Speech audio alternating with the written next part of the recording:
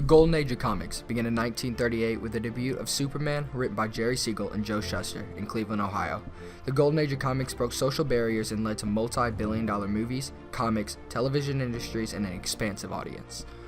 Long before the Golden Age, there were other kinds of comics. The ancient Romans are believed to have made the first comics by drawing them inside of tombs. The comics would consist of people either playing, fighting, or talking, and sometimes could even be found with speech bubbles. The first Western comic, The Adventures of Mr. Obadiah Oldbuck, was created in 1837 and was published in over 7 languages across Europe. Following The Adventures of Mr. Obadiah Oldbuck, on August 14, 1867, the comic strip Judy introduced Ali Sloper, who was the first comic strip character. The rise of the newspaper comic strip era began with The Yellow Kid, created by Richard Outcault in 1895. This new outlet of entertainment spawned many more stories and characters to be created. In 1912, the New York Evening Journal was the first newspaper to dedicate an entire page to comic strips. The industry began to rapidly increase with the likes of Orphan Annie and Popeye.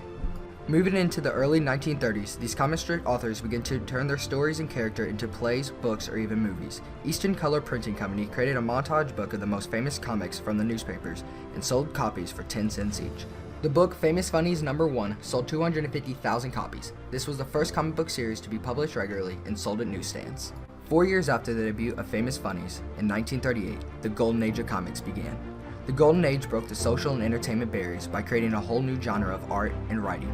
The first comic to begin the Golden Age was Superman, written by Jerry Siegel and Joe Shuster in Cleveland, Ohio. Look! Up in the sky! It's a bird! It's a plane! It's Superman! The creation of an equally influential character, Batman, came only 1 year later. The Cape Crusader was created by artist Bob Kane and writer Bill Finger in May of 1939. Batman and Robin, dynamic duo against crime and corruption, whose real identity is millionaire philanthropist Bruce Wayne. Finally, the third piece of the Golden Age, Wonder Woman, was created 2 years later by 2 comic writers, William Moulton Morrison and H.G. Peter. Wonder Woman! These 3 titans took the world by storm through their valor and victories over their villains that were portrayed in the pages. Detective Comics, More Fun Comics, Action Comics, and Adventure Comics were the major companies to create and publish these comics in the 30s and 40s. These companies were responsible for breaking the social barriers and allowed them to relive their childhood. Superhero stories today are really like fairy tales for grown-ups. The characters are bigger than life, just like in fairy tales. They have the same type of superpowers. Some can fly, some are extra strong, some can be invisible. It gives the viewer and the reader a chance to relive the excitement he or she had when they were young. The readers ate these heroes and their stories up. The fans purchased over 700,000 copies of the comics in just January of 1939 alone. The comics were not just a means of entertainment, but also a form of propaganda. In 1941, Captain America comic No. 1 was released, written by Joe Simon and Jack Kirby. The comic featured Captain America coming face to face with Adolf Hitler. The comic was meant to represent patriotism and give the American soldiers an idol to admire while fighting the Nazis.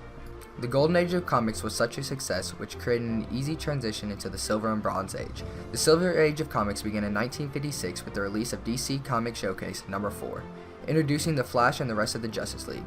Other lead superheroes during the Silver Age included the Avengers, X-Men, and the Fantastic Four. During the Silver Age of comics, DC released the biggest live-action superhero show at the time, Batman. Released in 1966, famously starred Adam West as Batman and Cesar Romero as the Joker.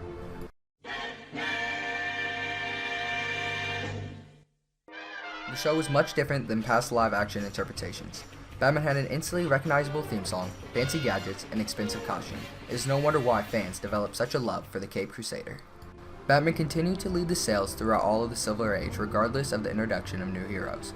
The Silver Age of comics finally came to an end in 1970 with the beginning of a new era, the Bronze Age. Beginning in 1970 and lasting until 1984, heroes such as Spider-Man, Ghost Rider, and the Hulk thrived and took the comic industry by storm. This era focused less on the creation of new superheroes and rather the new adaptations of fan favorites. Fans all around the country found a common ground in their love for the heroes in the pages. Sheldon Dorff, an unemployed comic book enthusiast, created a paradise for fans. The first major comic book convention was hosted in San Diego in 1970, and it was called Comic-Con.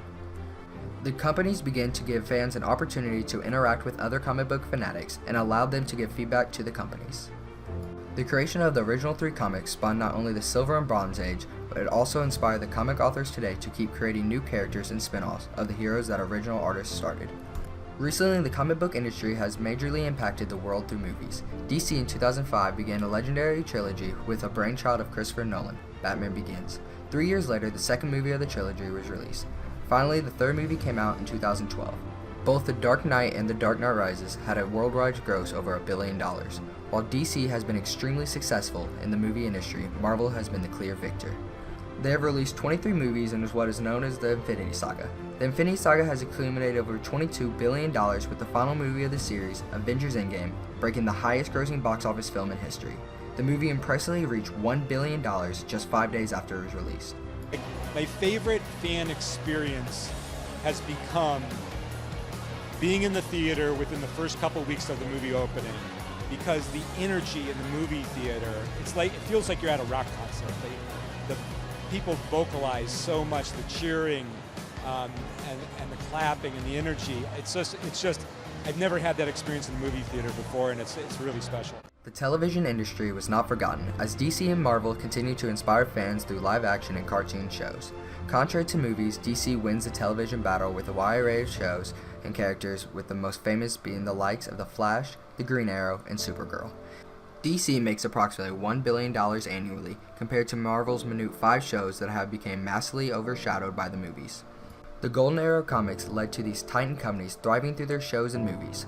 Marvel and DC continue to duke it out in their superhero and comic book universe and break new social and entertainment barriers yearly.